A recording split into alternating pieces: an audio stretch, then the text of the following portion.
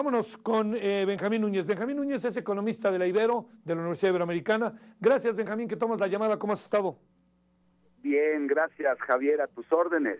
Bueno, primero, hoy el señor Videgaray habló en el Foro Económico de Davos de lo que ha llamado un pacto fiscal. ¿Qué debemos entender por ello?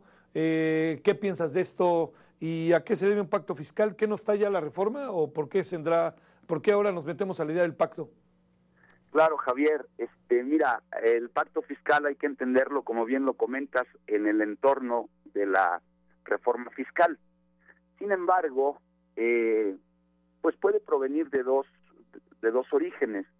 Uno, que existan algunas inconformidades escuchadas por él de parte de los empresarios, y el pacto fiscal lo que haría sería un poco como establecer un compromiso de no subir más impuestos y dejar claras las reglas del funcionamiento fiscal en el país, tanto para los empresarios nacionales como para los extranjeros.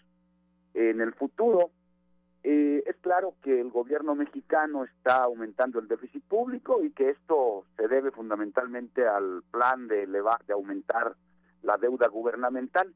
Cuando esto ocurre, Javier, los ciudadanos normalmente pensamos que en el futuro los impuestos subirán para que el gobierno pueda pagar la deuda. Y en ese sentido, me parece que puede el pacto fiscal, esto que él llama un acuerdo de estabilidad tributaria, pues garantizar a los ciudadanos que quizá la Secretaría de Hacienda ya previó el aumento de impuestos que en el futuro tendría que hacer para pagar la deuda y que está incluido ya en el alza de impuestos que ha traído la reforma fiscal, Javier. Que es como una extensión y el gobierno algo intuye, algo ve, digo, yo supongo, ¿no? Sí, es correcto. Algo ve, debe haber protestas, conformidades de parte de los empresarios. Y bueno, me parece que la idea de sacar adelante un pacto fiscal, dejando en claro que no se volverán a subir los impuestos, pues seguramente ayudará a mitigar ese tipo de inconformidades. Y en la otra, Benjamín, andamos como en dimes y diretes, ¿no? Respecto al tema del crecimiento económico de este año y también de alguna otra manera del perfil del crecimiento de aquí a 5 años más, ¿no? Dice el Fondo Monetario Internacional, México sí va a crecer el 3%. El gobierno mexicano incluso llega de repente en días optimistas a hablar de 4%. El Banco de México incluso habla de un 3 punto y tantos. Te agrego otros datos para escuchar tu opinión, Benjamín. En el tema del crecimiento se habla de que América Latina no crecerá, o sea que el único país que tendrá una tasa de crecimiento, que claro que venimos de muy atrás, pero será México. ¿Cómo reflexionarlo? ¿Qué variables pueden fortalecer la posibilidad de que realmente haya un crecimiento? ¿Qué puede detenerlo? A ver, Benjamín, ¿cómo ves? Sí, Javier, con gusto. Pienso que hay dos columnas sobre las cuales va a fincarse el crecimiento del país en el 2014. Por un lado, el aumento del crédito doméstico al sector privado, tanto para consumo y para inversión, derivado de la reforma financiera, en el entendido de que en México, en promedio, por cada punto porcentual, Javier, que crece el crédito doméstico al sector, el Producto Interno Bruto mexicano lo hace en 0.49%, es decir, casi en medio punto porcentual. Eso por un lado. La segunda columna del crecimiento en este año pienso que podría estar en el aumento del déficit público, que seguramente generará un mayor gasto gubernamental, y que al final de cuentas una combinación de ambas podrán echar el PIB de México hacia adelante con un crecimiento, pues pienso yo, de alrededor del 3%, sobre todo pensando en que podría darse el caso de que el precio del petróleo, del cual dependen las finanzas públicas mexicanas también, estuviera iniciando una etapa a la baja que viene perfilándose más o menos desde septiembre del 2013 pasado. Pienso que un crecimiento del 4% podría darse exclusivamente si aceleramos, si el crédito doméstico adicional al sector privado se da más a la inversión que al consumo, o se distribuye de mejor manera entre inversión y consumo, y se privilegia lógicamente la inversión en lugar de el consumo de bienes y servicios. En ese sentido, yo el gran riesgo que veo en la economía mexicana, y retomando un poco los riesgos globales que establece el Foro de Davos o el reporte global sobre riesgos del Foro Económico Mundial, es el problema de que la reforma hacendaria en México, pues al final de cuentas está dejando menos dinero disponible en el bolsillo de los consumidores y restará también una partecita a las utilidades de los empresarios.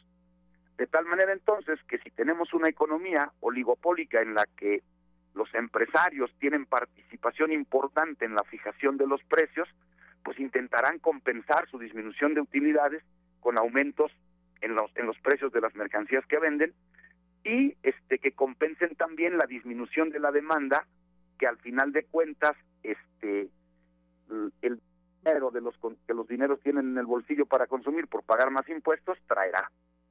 Por otro lado, pienso que este riesgo puede compensarse o contrarrestarse con una reforma en términos de competencia, que aumente lógicamente esta competencia entre los ofertantes para evitar que esta reforma hacendaria genere aumentos de precios importantes. También se ha dicho que hacia los siguientes meses la inflación regresará a sus niveles normales de alrededor del 3% y no en 4,68 como está hoy prevista para 2014, pronosticada, cosa que resulta un poco difícil de creer. Es difícil que los precios regresen, sin embargo, sobre todo en una economía oligopólica como la que tenemos los mexicanos, y me parece que la tasa de crecimiento del 3% es más adecuada, que de alrededor del 3% que las superiores. Pero el gran riesgo que existe en la economía mexicana es que frente a menos ingreso, tanto de parte de los consumidores como de parte de los empresarios por la disminución de sus utilidades derivado de la reforma hacendaria, la desigualdad en la distribución del ingreso aumentará. Y es importante entender que en un entorno sociopolítico menos estable, pues los negocios prosperan menos. Y en ese sentido, pues hay un límite a la tasa de crecimiento de la economía mexicana. Me preocupa sobre todo el hecho en la desigualdad, el hecho de que América Latina, incluido México, ya tiene importantes niveles de desigualdad, un índice de Gini de 0.49, que habla más o menos en algunos estudios de que en México hay diferencias de ingreso hasta de 7 veces, mientras que en algunos países de la periferia europea esas diferencias son solamente de entre 2 y 3 veces. Uh-huh. En realidad, la desigualdad es el gran reto a vencer, ¿no? Uh-huh. Oye, al final de la historia, Benjamín, ¿qué supones, digamos, con todos los contratiempos, con los ires y venires, la economía? Entiendo que es muy difícil porque te coloco en una posición así de, ahora me dices cuánto y vete a saber cuántas personas amablemente nos están escuchando y digan, por ahí va. Pero, digamos, en una mirada, pues yo voy a utilizar la palabra, Benjamín, conservadora. ¿Qué supones que acabará pasando al final del año? Además, con otra variable, que ya sabíamos que iba a ser alta la inflación, pero resultó, o sea, una cosa es que sepamos y otra cosa es que ya es, ¿no, Benjamín?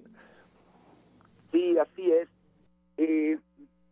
Yo intuyo que la inflación que habrá de dispararse más, que habrá de ser más alta, es la inflación subyacente, esa que está formada por los artículos que no forman el índice nacional de precios al consumidor. Pensaría que la inflación, digamos, podría estar entre el 3.4 y 3.6. Sin embargo, pues es muy difícil realmente hacer un pronóstico, las condiciones varían y bueno, es solamente pues una apuesta ahí, digamos, en base a lo que los números dicen, pero con todas las limitantes que los números tienen también, ¿no? Oye, y lo de la inflación, pues se esperaba, ¿verdad? Sí, es entendible que un país que aumenta su déficit público tenga incrementos en los precios. Y sobre todo si su economía está conformada por sectores oligopólicos y no de mayor competencia. Sí, claro que esa es la otra. ¿Será un año menos complicado que el pasado o qué será? Pienso que será un año en el que habrá más crecimiento que el año pasado. No creo que pudiera ser un año menos complicado. Pienso que esta situación de más inflación, más desigualdad, inconformidad, porque tenemos menos ingreso disponible en los bolsillos y lo pagamos como impuestos, pues va a disminuir un poco los niveles de gobernanza y va a aumentar un poquito las presiones sociopolíticas. Y ahí nos vamos a quedar, ¿no?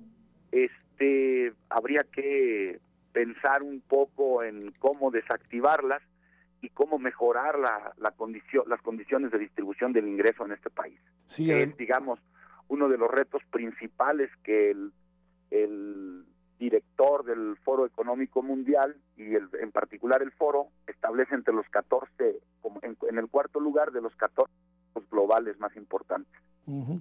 Y bueno, acá agreguemos que hay cuestiones de inseguridad, ¿no, Benjamín? Y otras variables que nos pueden también dar sustitos un día sí y otro también, ¿no?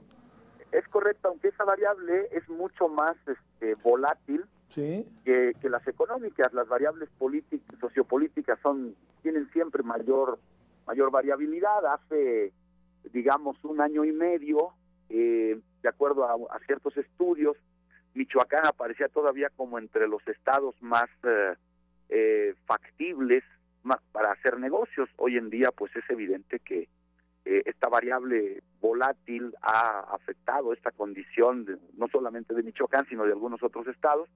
La inseguridad es un asunto que tendrá que irse resolviendo. Y también es importante mencionar que hay algunos sectores que son inmunes al impacto de la inseguridad, Javier. El sector salud, por ejemplo, no resulta afectado por la inseguridad, ¿no?